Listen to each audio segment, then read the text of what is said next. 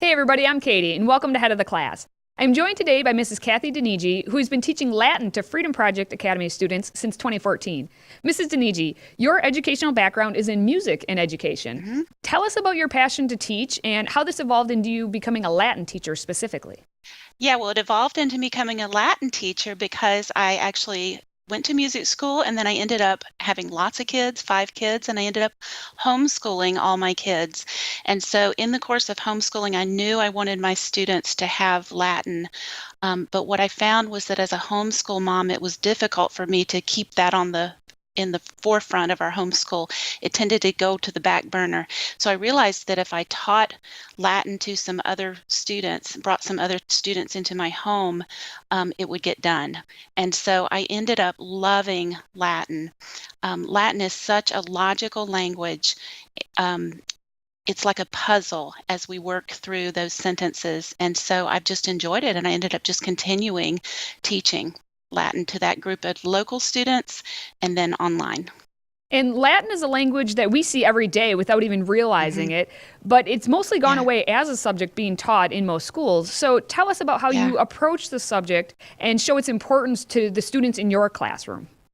Latin's important to students in a lot of ways. First of all, you mentioned vocabulary. 80 or 90% of our 2-syllable words in the English language have Latin roots, and definitely the science and medical and legal terminology has science roots. So I've had students that have come back that have gone on to be nurses and doctors and physician's assistants and thank me for the Latin classes that they had through me because of the roots of that language, that vocabulary for them. But the other thing is that Latin is such a logical language. Latin really isn't a dead language. It was frozen in time, which means it hasn't changed like a lot of the spoken languages have. So it has a really clear set of rules.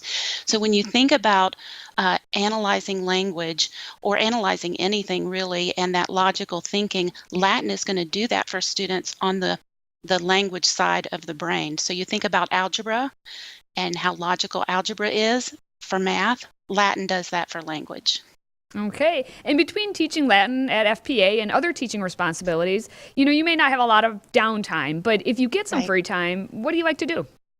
Well, I tell you what, a couple of things that I love to do. I was a music major in college, and so I still play some of my instruments. So I play in church, and I love doing pit orchestras. So for a musical, there's a local high school that always invites me in to play in the pit orchestra, and that's my big fun thing that I do every year. So I like to do that. And then my husband and I love doing home improvement projects.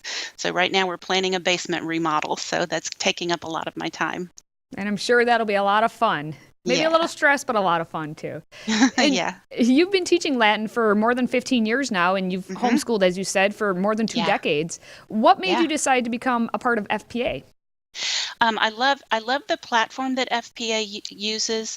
I love Canvas. I love Connect. I think they're very easy programs to use. A friend of mine actually introduced me to FPA years ago. The administration is wonderful to work with, and the students, just getting to know these students across the country and even across the world. I had a student from Italy a couple of years ago. Has been just a wonderful experience for me.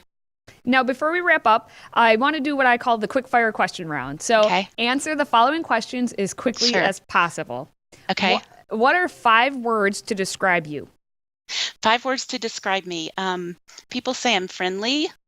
They say I'm kind and calm and organized. And this isn't really one word, but they say I love to learn, which I do. I love learning new things. Sounds good. What are your 4 favorite Latin phrases to teach your students? Oh, I tell you what we do in the fall is the first thing we do just to learn to hear the language is we learn the Pater Noster qui est in celis, which is the Lord's Prayer in Latin. Another one that we like to do is Psalm 1, which starts out Beatus vir, which is in English it's blessed is the man, but Beatus is like the root of the word beautiful. So we think of blessed and beautiful and the connotations of those words. And then there's some real common phrases. Veni vidi vici, which is, of course, I came, I saw, I conquered, Caesar's famous words. And then et tu, Brute. A lot of students have heard of that one from Shakespeare, Julius Caesar. Yep. I know that one too. Good. What are your 3 favorite locations to travel to, or maybe places that you want to visit? Places I want to visit. I want to go to Europe. I want to go to Germany. I want to go to Italy. And I think I want to go to Great Britain. Okay. And what are two favorite books that you have, either to read or want to read, others to have read? 2 favorite books. There are 2 books that I've been working through this year. One is Life Together by Dietrich Bonhoeffer. And if you haven't read that book or read anything by him, wonderful, wonderful book. It's all about life in community and worshiping together as community. And then the other one is Norms and Nobility by David Hicks. And of course, that's just a treatise on classical education. All right. And finally, what's one piece of advice you have for your students? One piece of advice. Be curious and diligent. If you're curious and you want to learn, and if you're diligent about, doing the homework, there's not a lot. It's not that hard, but just do it and be curious about it, and then you'll be successful. Mrs. Donegia, thank you so much for being here today. You're welcome. Learn more about our excellent teachers and Freedom Project Academy at fpeusa.org.